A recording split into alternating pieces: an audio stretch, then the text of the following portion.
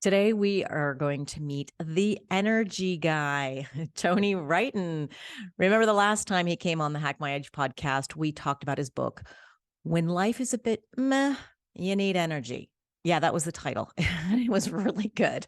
But today, we're going to talk about something different. And actually, we're going to talk about a lot of different things and many things I don't know a lot about myself, but probably should. We're going to cover the topic of NLP, neuro linguistic programming, and histamines, both of which Tony is an expert in. And also, we want to cover his new book, Stop Scrolling Without Throwing Your Phone Away. He's come up with these great titles for his books. I love them. So, no, we don't want to throw away our phones. We need our phones, but learning how to use them in a healthy way is a really good thing. So I'm super excited to hear what Tony's tips are. Now, maybe you will recognize Tony's voice because he is a presenter on Sky Sports in the UK. But he's also an accomplished journalist, author, podcast host of Zestology, and a great biohacker. And he has been ahead of the curve before anyone else in the podcasting circuit and interviewed nearly everyone worth knowing in health, medicine, and science from all around the world, like Ben Greenfield and Dave Asprey, Aubrey, Wim Hof, and me.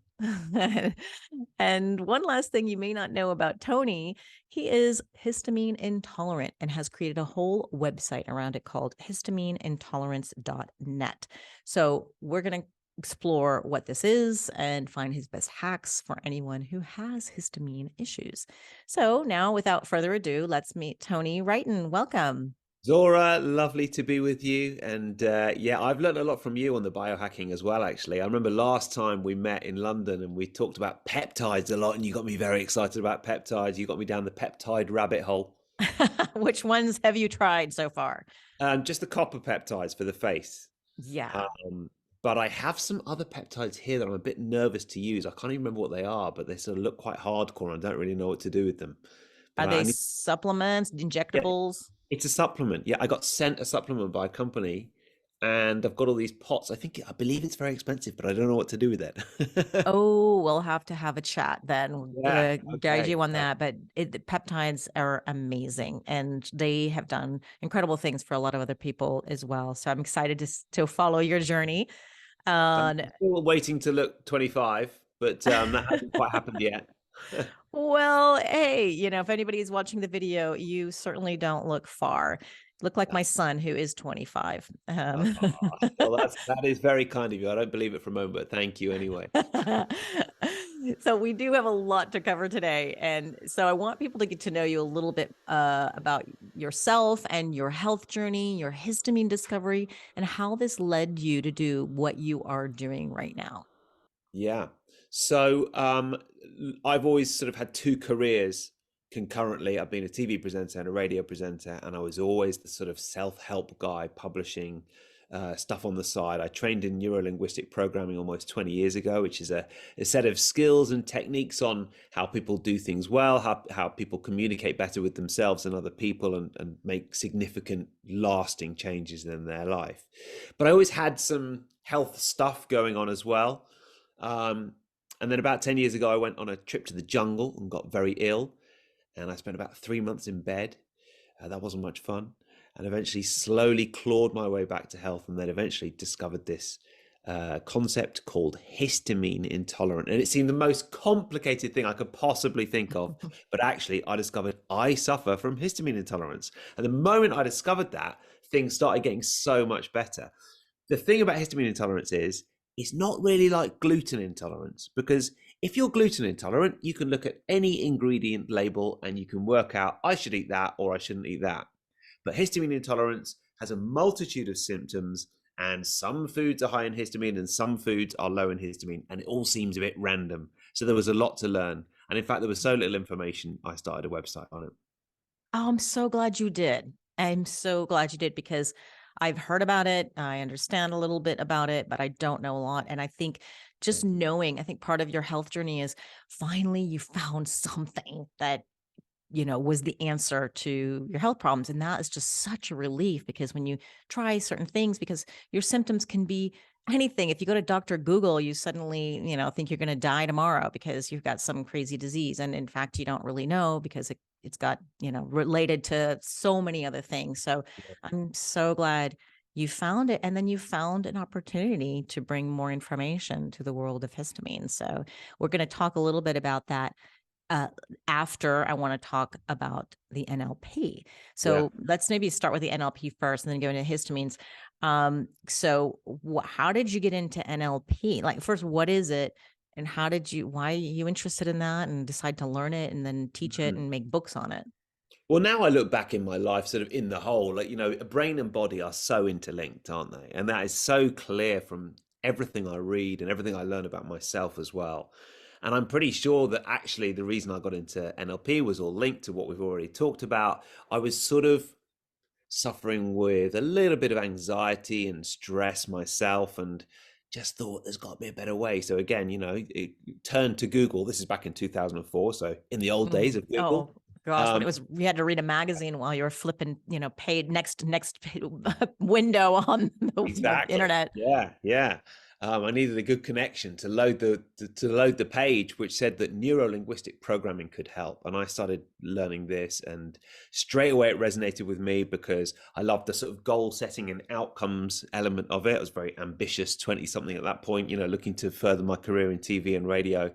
But also really interesting from a therapeutic side, from a coaching side as well, and just wondered if that would be a sort of an interesting avenue to take my career down, not just presenting Shania Twain and Whitney Houston songs on the radio, but also looking at something a little bit more in depth, based around psychology, because I was interested in that area.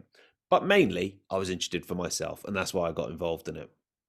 Mm. Yeah.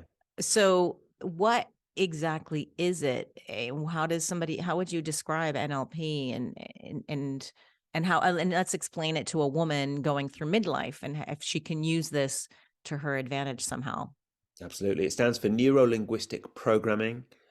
It's a very long name to describe a set of skills which is very effective. It was first conceived in the 70s, and it's now used by millions of people worldwide. And it is a study of really how people do things well. It's used a lot in therapy, coaching, sports, business, sales, all sorts of psychology applications as well.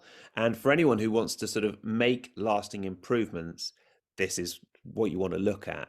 And it's a particularly helpful when you're looking at mindset. I mean, I know that so many people read a self-help book or a personal development book a week, but how much of it actually sticks? Well, Hmm. that's where I think neurolinguistic programming is so helpful. It's a study of how we do things well and how we communicate with ourselves and other people. And that's why I love this mindset stuff. And all my writing and all the audiobooks and books I've brought out since 2004 have been focused on getting people to take small changes that last. So I'm like, all the way through, I'm just writing a book on burnout at the moment because I told you, I went to the jungle and then spent 3 months in bed. And really what that was burnout. So part of the book is around burnout, but the other part is about making changes that actually stick, that don't just work for a week and then you forget about them, but stick. And that's what I'm really passionate about now. That's the key to almost anything that we do.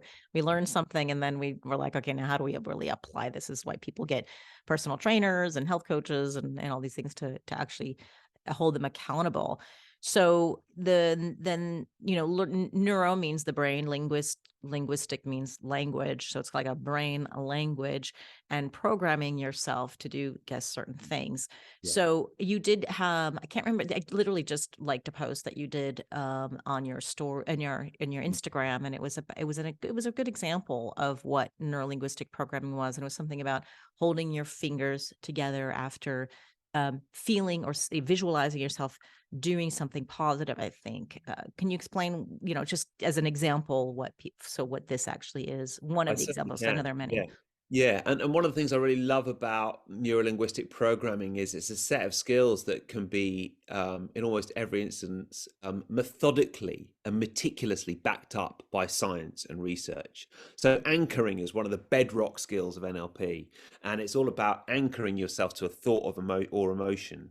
And when you're in a state that is not particularly helpful, changing your state. And it all comes from Pavlov's dogs. So the famous story, I'm sure most of your listeners know, but Pavlov was a researcher and looking at external stimuli and how they affected his dogs. And he would ring a bell and the dogs would salivate because they knew it was time for food. Every time he fed them, he would ring a bell.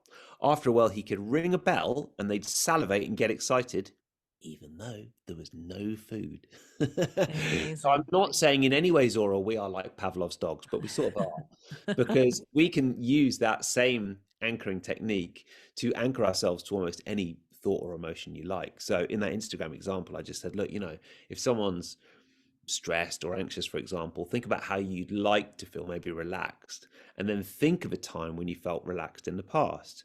And then we use all sorts of association techniques to help people really associate that. So you might sort of think about that time and make the colors big and bright and bold in your mind, and then turn the volume up and the sound up and make the sounds loud and crisp, and then think about how it felt to feel that sense of relaxation. And as you see and hear and feel exactly how you felt at the time, squeeze your thumb and forefinger together and then release. And then the next time you want to feel a bit more relaxed, in exactly the same way as Pavlov's dogs salivated, you squeeze your thumb and forefinger together again and you will feel more relaxed. That's incredible. So I was just visualing myself on the beach in Portugal, which you're going to visit very soon. Right. And Yeah. Yeah. the beaches are amazing there. And I do remember one of the first times I was there, just laying out. Yeah, I could feel the sun as you were describing. I was feeling the sun. I was listening to the waves. I could hear the seagulls. And yeah, I can. And if you can, if I weren't doing a podcast, I'd just sit there and really soak it in. And I can see how that would work. So that gives somebody an example of what NLP is. And I'm trying to figure out, like, a woman going through menopause, say, for example, she's having a hot flash. I'm wondering if NLP would work to mitigate those effects. Like, do you visualize yourself as an ice cube, and then do your fingers together? Or is there other techniques that a woman having a hot flash could use? Yeah. And by the way, I could tell it was working in you at that point because I just saw your physiology slightly change. And that's one of the things we do with them. We look for sort of non-verbal cues to see if something's working. And I could just tell there was like a change in your facial expression. I just saw your shoulders just go down a little bit as you were thinking of that time in Portugal. Oh, Um, yes. yeah, I think it's really important with all these things because I don't just use NLP. I've trained in loads of stuff. And NLP isn't the only thing I use myself. And I think it's very, very annoying when someone says, hey, don't worry about the menopause. Just do it. Just squeeze your thumb and forefinger together and you'll be fine. So I would say, yes, I think it could work. And you could think if you are going, I mean, obviously, I don't actually know because I'm not going through the menopause myself. But if you were to say, imagine being in a cold place and that would help, you could try that. But, I don't know if you know the author Dan Harris, but he wrote an excellent book called 10% Happier. And sometimes I think Yeah, that's such a yeah. good title because, it might make you feel 10% less hot flush if you try these techniques. And it's not going to get rid of the underlying, issue of the menopause. It's not just going to make it go away, is it? But all of these things really help. Oh, okay. I think maybe we should co-write a book on NLP for menopause. Love I've to. already have an Oh, idea. yeah. I would absolutely love to. Yeah. Yeah. There's tons of books you could write on. Yeah. Feel like a Yeah. different whole chapters, a whole series of books. So, okay, I think we got it. I think we got it. I think we do need to really use these techniques. I think it could be really, really helpful for somebody going through menopause. Okay, so And let's, yeah. just on that, it is so important to one of the things I've been focused on with this book, Beat Burnout, is that the link between your physical state and your mental state. And that is something that's quite hard for people to grasp, that how you are thinking is affecting your physical symptoms. And I know this because, having spent 3 months in bed, I just couldn't I just couldn't shake out of it. And there was no doubt I was going through a lot of physical stuff. But actually, I ended up working with this very sympathetic practitioner who said, this is going to be hard for you to accept, but part of the way that you are thinking right now is exacerbating your physical symptoms because you're so stuck in your sympathetic nervous system. You can't allow your rest and digest system to kick in, get rid of the fight and flight, and actually start to heal. Mm. So, yeah. I absolutely agree with you. And I couldn't agree with you more than right now, because I have just learned about pain reprocessing therapy. Wow. And there's this whole mind body connection, which I get the mind body connection. We study this in gerontology. We understand it. There's enough science around it. However, in February, I have osteoarthritis. And so I'm always, finding hacks and things and making myself go longer, doing PRP, and it works great. And then I decided I'm going to try this new medication, and it's taking a long time to get to me. And meanwhile, I start degrading, and I'm going to do a whole um, solo podcast on this because I think the information is super useful. So while I'm waiting for this medication to come, I'm getting worse and worse, and I'm looking for ways how to get rid of this pain. And where did it come from? Like, why is it suddenly, and it's just in my hips, just really localized. I have the arthritis in my hips. And so I learned about Dr. Sarno's work. He wrote Healing Back Pain, even though that's not my back isn't my issue, but this book is fabulous for anyone who's dealing with pain. And there are amazing techniques. And I could see, when you're living with pain and it's like spiraling out of control, like this is chronic pain, you panic even more, and then you exacerbate the whole situation. But by using certain techniques, and NLP probably would fit in perfectly. And but we did learn this thing, pain reprocessing therapy, and it is reprogramming those pain pathways in your brain because they're connected to the rest of your body, and you can have amazing outcomes. And I've done a great podcast with a girl who had fibromyalgia, chronic fatigue syndrome, like way beyond what I've experienced. And she was bedridden for 18 years. And through some of these techniques, she has been able to cure Wow. herself Yeah. literally without any surgery. And it was shocking. So I absolutely can agree with you on that. And we dismiss so much, and everybody's telling me, yeah, well, overtraining, you're, jumping around everywhere. But if that were the case, then everyone who's in their diagnosed with this in my late 40s, everyone in their 40s and 50s would have osteoarthritis by now. These athletes, I mean, professional athletes, which I am not. So then it must be something else. And I think definitely the mind body connection is something there. And Mm. totally agree with you. And I hope people can understand that. And that's why I even went down that pathway, because once you have a certain condition or a pain or whatever, it's in your gastrointestinal issues or a knee issue, you always think of the physical. Oh, I hurt myself, or I did this. But sometimes these last a long time, and you just are so desperate to find out the root cause. And we may be slapping stuff on, like a Band-Aid on it, that maybe work for a little while, but getting to the root may have to do something with how the thoughts in your head. And that's something I hadn't explored yet with osteoarthritis, this condition. But I was shocked with what I've learned, and really encourage people to keep learning. And I'm sure your book NLP, you must have some information like this as well, right? Definitely. I mean, a lot of what's going on with NLP is sort of meditation and hypnosis and changing state, as I already said. And so I think a real focus for me, I mean, and as I said with this book, Beat Burnout, it's quite hard because I've put together a mix of my experience in recovering from burnout, along with all the NLP stuff I know that works. And the first week is really just dealing with the immediate stress, anxiety, often panic, overthinking that comes with being very ill and not quite knowing what's going on and trying to solve it all the time, which is, I'm such a type A solver personality. I'm constantly trying to fix things, and actually just letting go and saying no and flowing and accepting is very hard for me to do, and a lot of other people as well. So working on that with some of these NLP skills is powerful. But I feel like some people will push back because they'll be like, so I've got all these physical symptoms going on, and you're just telling me to chill out a little bit. And that's where the NLP stuff is, we try and make it as powerful as possible, and we layer in all the science as well to show the link between mind and body. Yeah, I can totally see somebody doing that. And especially when you expect it, you say, okay, well, I'll work on my mind, I'll work on my thoughts, I'll work on my whatever. It doesn't happen in a day. right? Yeah. And so people get impatient. Medicine works, like that. And people are like, oh, okay, suddenly I can take a painkiller, pain's gone, or my issue may be gone, but that may not be getting quite to the root cause of the problem, which takes a lot longer. So I think you got to give it time, because you didn't get to where you are now in a day. It probably took years and years, perhaps some childhood trauma or some other issues, which is taking years, if not decades, to get where you're now. So it's not going to be so fast to unwind. But if that truly is the root cause of the problem, man, it's worth every single minute of your life to undo it.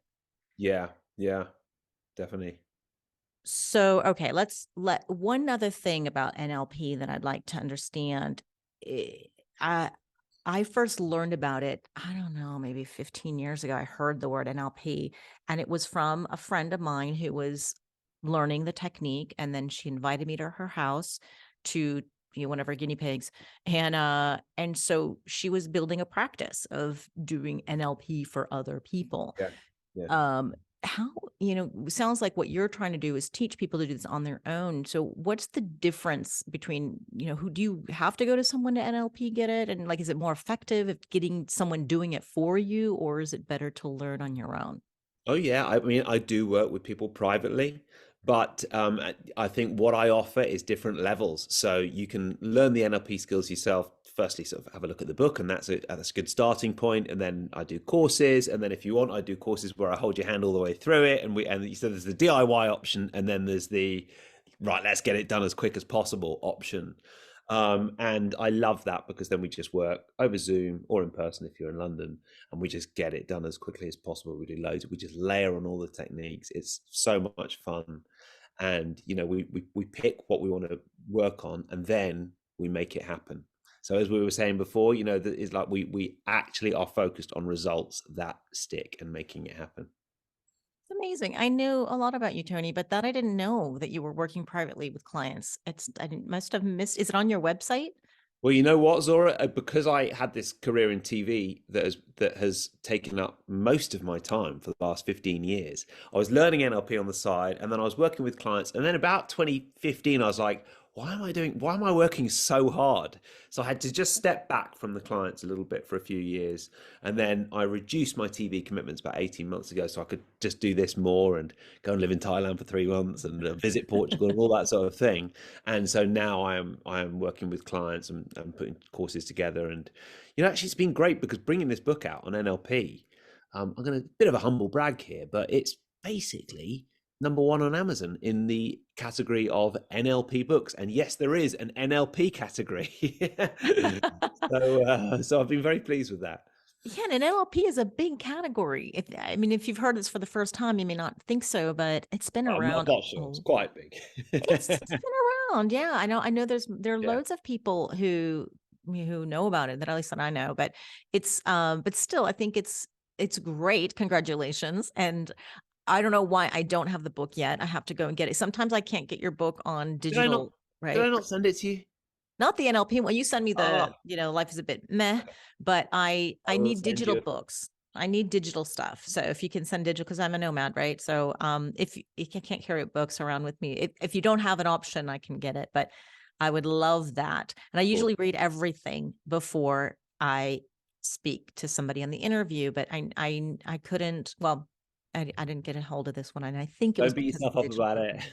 I'll send. Yeah, no, I feel bad. I do a lot of research before my I know guests. you So do. I know. In fact, I don't think I go on quite a lot of podcasts, and I don't think anybody is as thorough in preparing for podcasts as Zora. I think you reconfirm the date, you send a list of questions, you actually read the books. You are a very thorough preparer of podcasts, and it's very impressive. oh, thank you. That's good to hear. You made my day. I notice it. It's good. Oh, Yeah. so okay, let's I would love to have a link if you are taking clients. I would love to have a link, because I know people will be asking me about that if I don't have it, or Sure. if it's not on your website. Yeah. So let's move on to histamines. Yeah. What are histamines, and how do you become is histamine intolerant? Yeah, so histamine is a neurotransmitter. It's found in every cell in the body. We need histamine to survive. It helps with the inflammatory response. A lot of people know about antihistamines, and they know that when spring comes along and the pollen comes out, they might need to take an antihistamine, and that is because your body might be producing too much, and then you have the symptoms. The classic springtime symptoms are, stuffed up nose or runny eyes or something like that. But some people just create too much histamine all the time. And actually it could be up to 30% of people. And it's in the awareness of histamine intolerance is changing so quickly because the multitude of symptoms that come from histamine intolerance is huge. So it's quite hard to go to your doctor and say, well, I've got this, that, and the other going on, and for them to diagnose. Then, of course, there's the problem that my cousin's wife is a doctor and she studied for 7 years, and she said they spent 1 hour on histamine in 7 years. And she's really interested in histamine intolerance, as are a lot of doctors, but they don't train in it. So they don't know how to spot it. And conventionally, there are not many doctors to rely on that can be trusted to sort of come up with up-to-date information on histamine intolerance. The list of symptoms is huge. I mean, I always had a problem with my gut. For 25 years, I'd get a dodgy stomach and I just couldn't work out why. And occasionally, a bit of a blocked up nose and a few other symptoms as well, and fatigue as well. But for example, you mentioned the menopause in this podcast. The amount of people who get in touch with me who are going through the menopause and then histamine intolerance symptoms come on, it's huge, and they don't really have anywhere to go for decent information. So this is why it was such a revelation for me to discover histamine intolerance.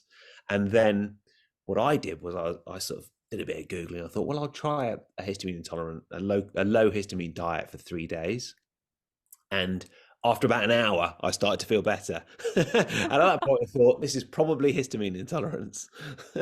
Amazing. How did you even find a diet, histamine diet? I mean, was that you on a Google search I and mean, Zora, I've tried everything. Honestly, like gluten, dairy.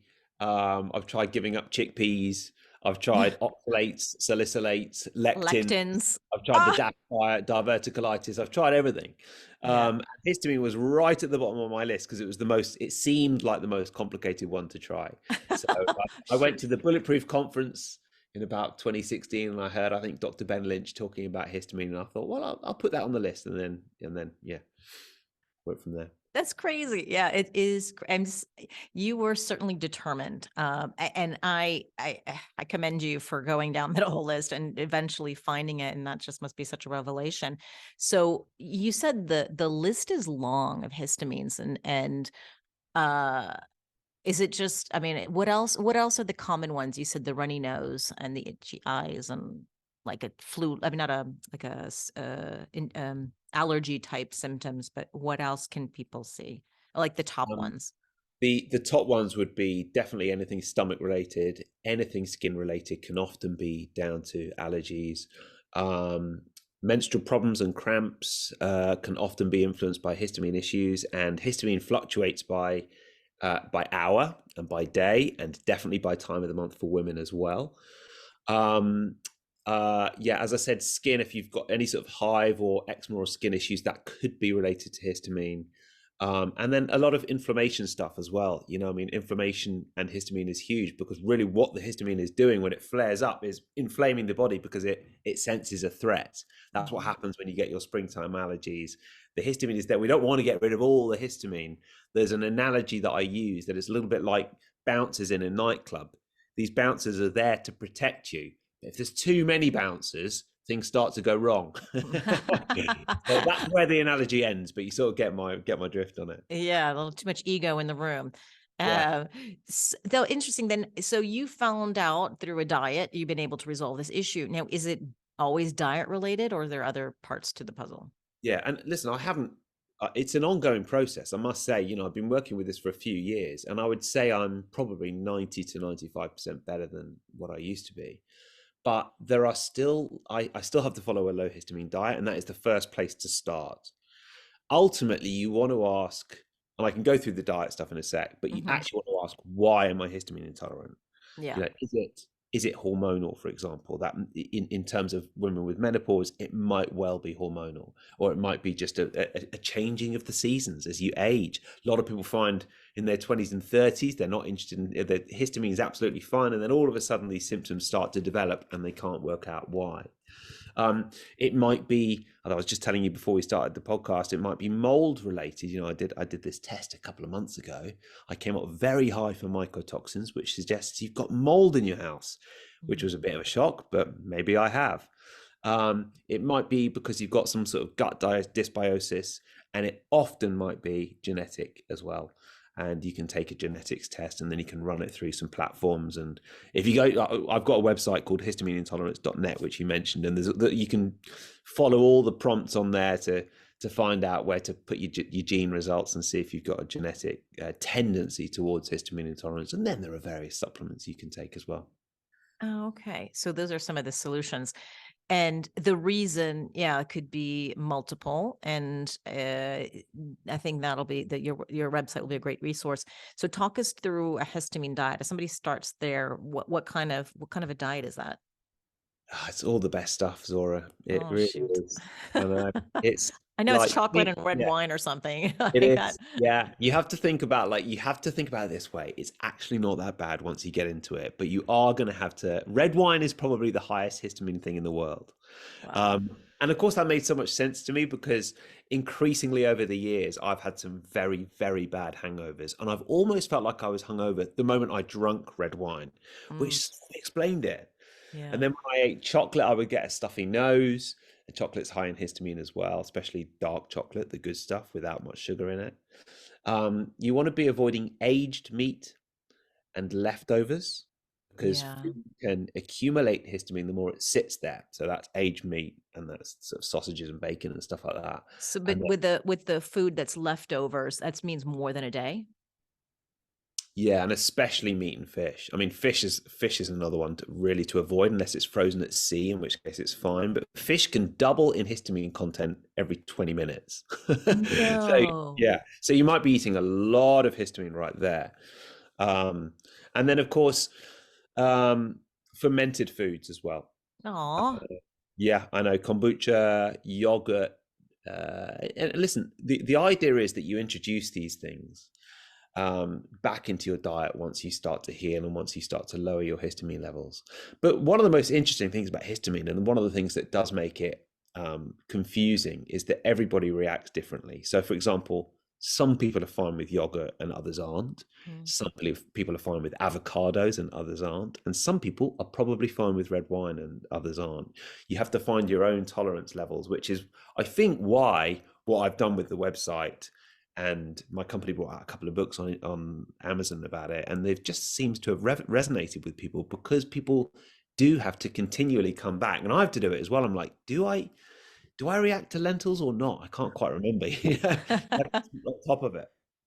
How interesting. Okay, so there is a long list. And like with any diet, if you're feeling better on it, I think it's more motivating and easier to stay on it. And always in the beginning, it's a drag to give up some of your favorite foods. But I think the fact that you said it sounds like there's a spectrum as well. Yeah, So you may be able to reintroduce them without any issues, depending on how much or when, or maybe like you said, if it's seasonal, certain times of the year, yeah. maybe you can still have your favorite, whatever it is. So, Oh yeah, yeah, yeah. yeah, And exactly. it does fluctuate. You know, there's this concept known as the histamine bucket, and when your histamine bucket is low, you can chuck almost anything you like into it, eat all the chocolate and red wine you like, and it'll be fine. But when it's high and it's sort of brimming a little bit, you put one little thing in it, it starts to tip over, and then your histamine symptoms start to come with a vengeance. So chocolate last week might have been fine, but it might not be today. And it's interesting recording this podcast today because I'm actually quite stuffy and blocked up in my nose today. But What'd you eat? What'd something you eat? this is the problem. I don't actually really know. And it might not be something that I ate. It might be dust. It might be environmental triggers. It might be a perfume. It might be just the fact that I've been stressed or a change in scenery, or I might just have a cold because my son's got a cold. I was sleeping next to Yeah. him last night. He's 4, and I think he was a bit sniffly last night, so I might have his cold. But yeah, it's something that you have to delve into a little bit, but it is so worth it. And I have to say, I've felt so much better since doing so. It's been life changing.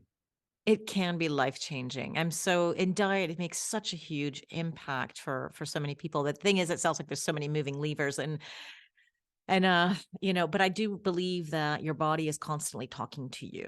And I Yeah. wouldn't ignore just a stuffy nose. I mean, it's not to panic, but if it doesn't go away and it's continually, and then you go, oh, it's maybe not just a cold, or maybe it's something that's lingering.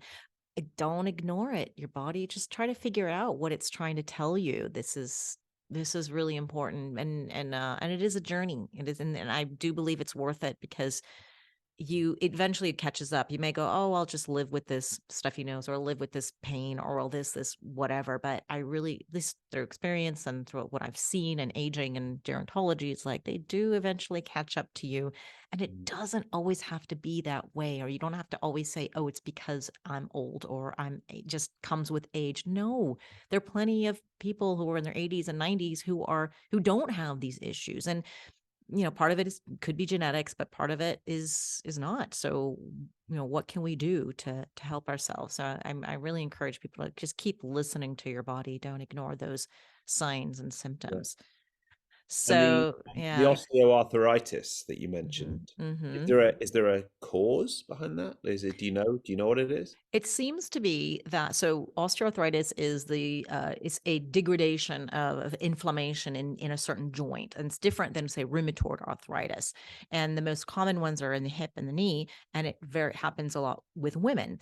So it seems to be as though there is a sort of trigger, that an injury that may have happened when you were, in playing football in university, or maybe for me, I was doing a deadlift and I was in my 40s, and it just seemed to had a snap and then it healed. So what happens is these injuries heal after 6 to 8 weeks, but the body, some people are remembering this inflammation. The body keeps becoming overprotective, and does this. So part of it could be those pain pathways, right? So if you can eliminate those, that would be great. But sometimes that's not enough, and this inflammation happens. And in my case, there are evidently 3 genes that I have that are very protective for certain diseases and illnesses, but become overprotective in this case. And so you have, no matter, I eat an anti-inflammatory diet, or I'm doing everything I should be doing, like, why is this happening to me? And it's partly, this is the genetic component plays a big part in this, because I'm active, but I'm not a professional athlete. So this is where I've been reading, and people being overweight is another big one. It's not my case, but that pressure on the joints constantly as well is not helping the situation. So weight loss is one of the big levers for, alleviating the symptoms. Now, most people would say it's a disease that degenerative, and these are really bad words to use if you're in that pain reprocessing therapy, because they're scary and it makes you feel like there's no end. But in fact, and most doctors will say there is no cure. I'm being treated by Dr. Elizabeth Yorth, who's from the Boulder Longevity Clinic, and she says, yes, you can put a stop to this. And that's Great. what the medicine called Yeah. pentosan polysulfate does. And I'll be doing I did a podcast with her actually already on osteoarthritis. People can go listen to that. But yes, and I love people like her, and Dr. Dale Bredesen. If you Oh know Dr. yeah. Dale. Yeah, he's been on my podcast a couple of times. Yeah. Yeah. Yes. And these are doctors that go, yes, you can stop and even reverse Alzheimer's. Like, Yeah. who in the world says that? Right. But he's proving it. Yeah. And Dr. Elizabeth Youth is proving it. So why not? Especially if somebody tells you there's no hope, like, well, here's somebody who has. The worst case, well, maybe it doesn't work, but at least they give you a little bit of hope, which I think is super important when you're trying to resolve an issue. Yeah. Yeah. Definitely. Definitely.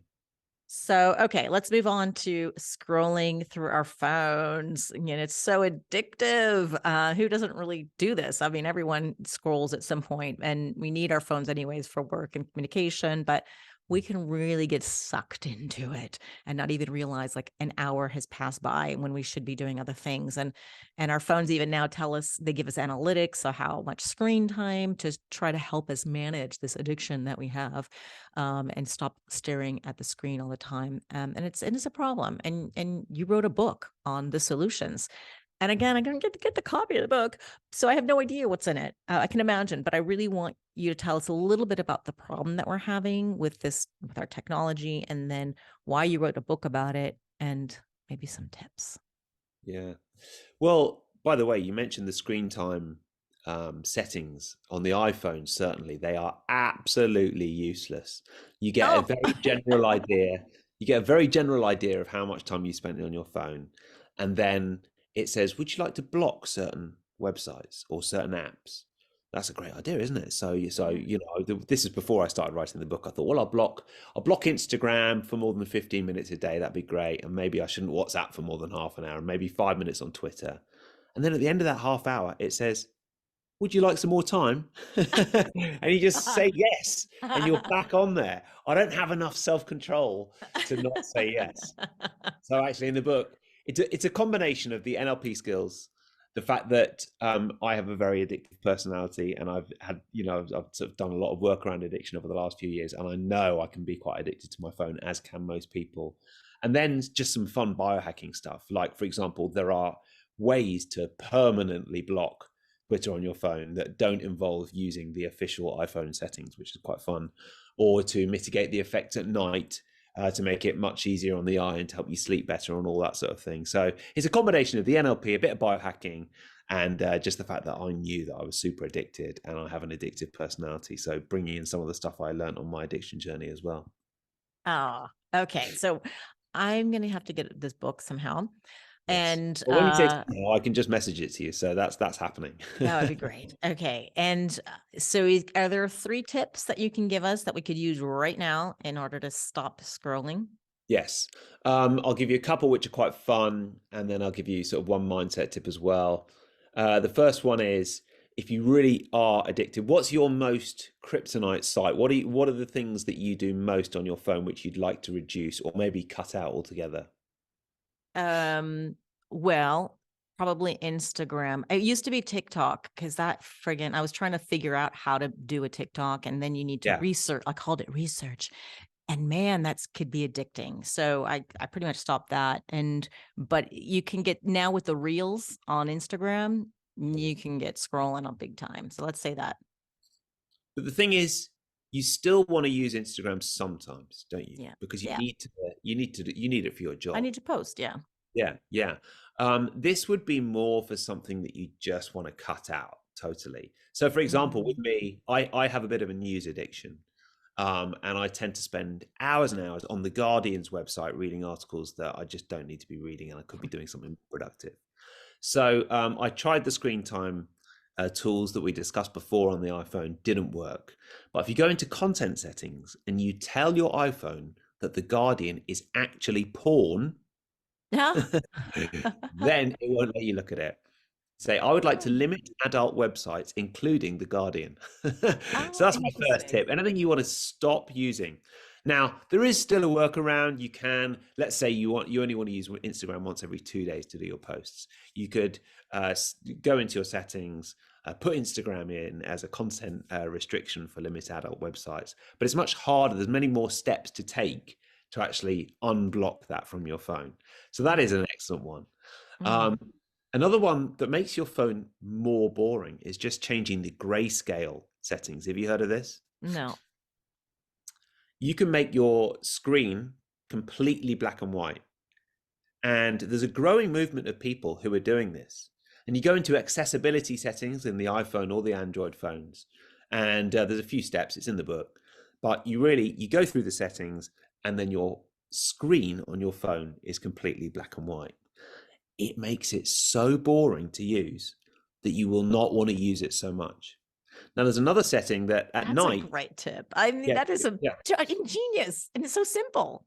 I love yeah. it. And of course, it's been designed for people who have accessibility issues and who need a black and white screen for whatever reason, but we Mm. can take advantage of that.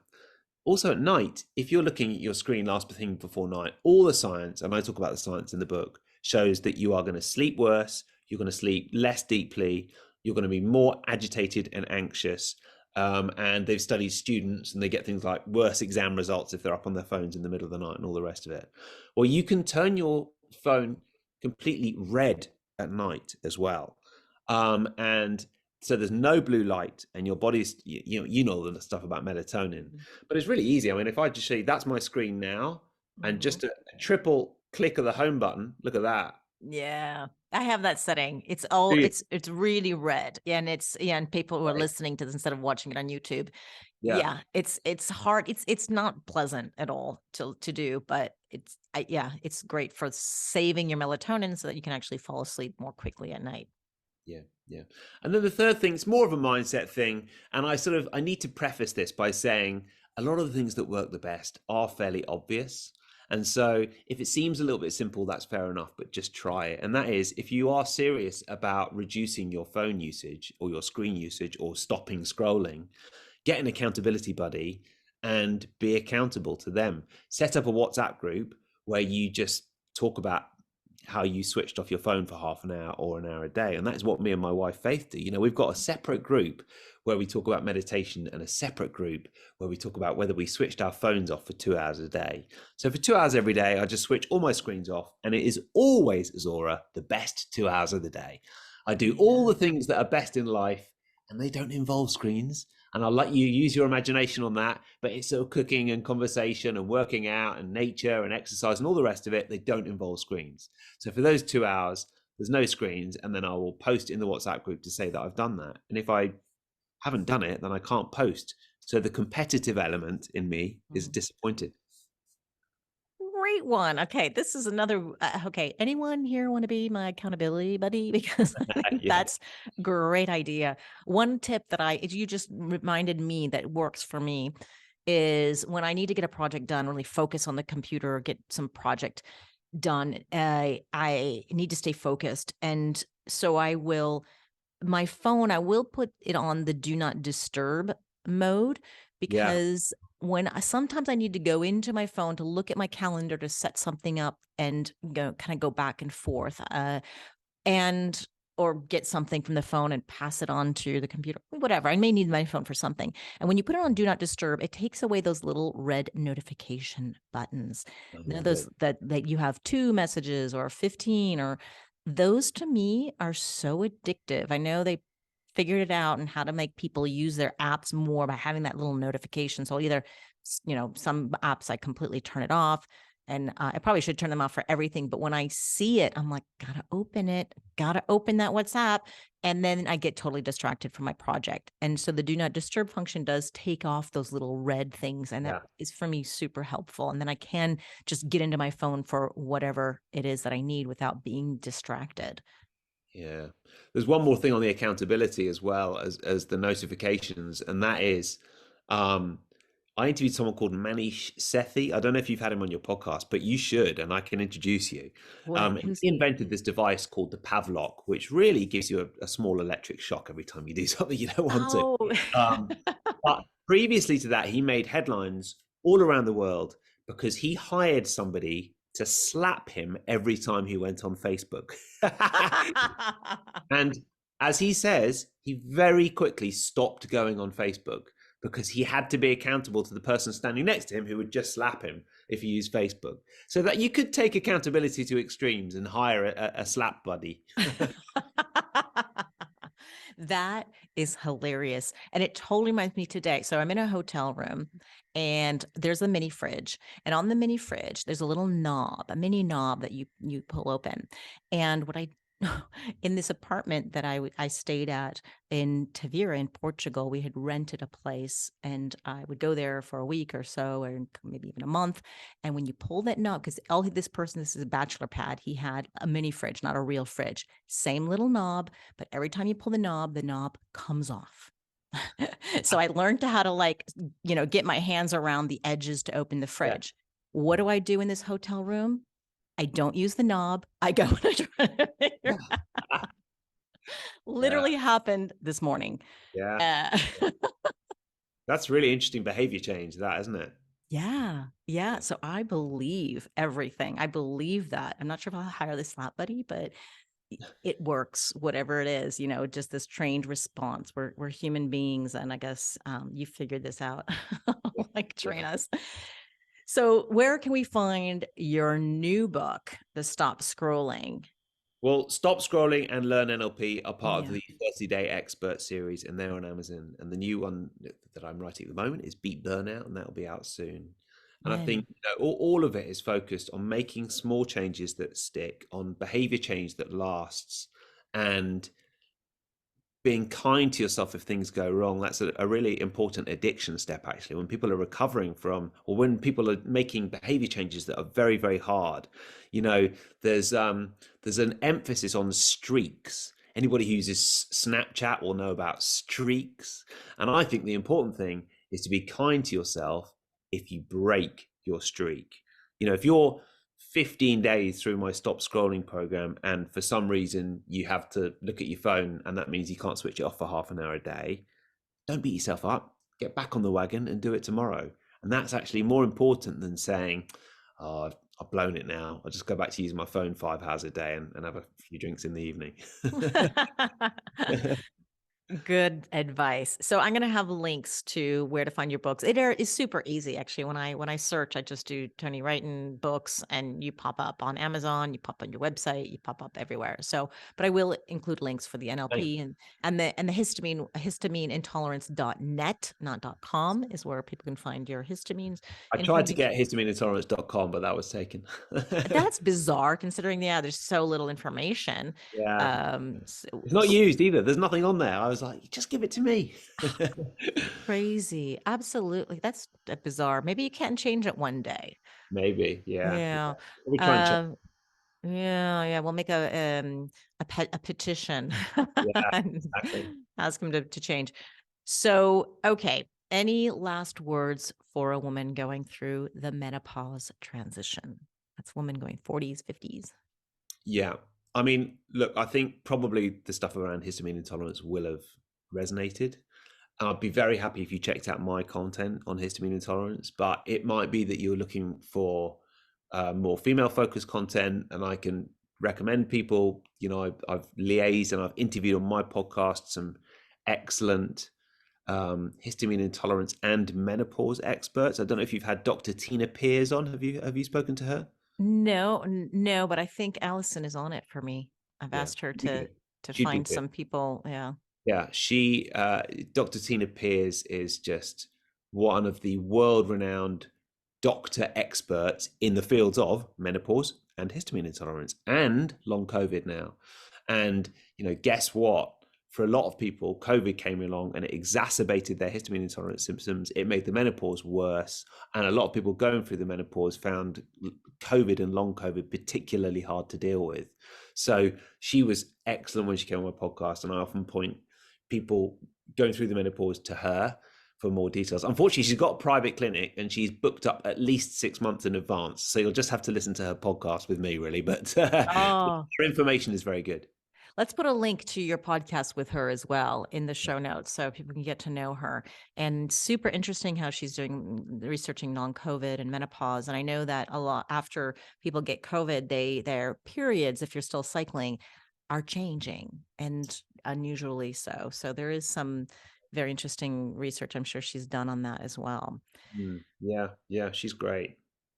All right, Tony, letting you go. We can talk forever. I still have so many questions, but we will have to do another third podcast with you at some point. I'm super excited. I want to hear about the new book. When the new book comes out, let's do another one. I'd And love that. and Yeah. definitely I'll have to get a hold of that book before I interview you, because I think that's going to be a big one. And Yeah. I'm just so grateful that you're here and that you are sharing your time. And thank you so much. Have a wonderful day. Oh, thanks, Zora. You too. I'll speak to you soon.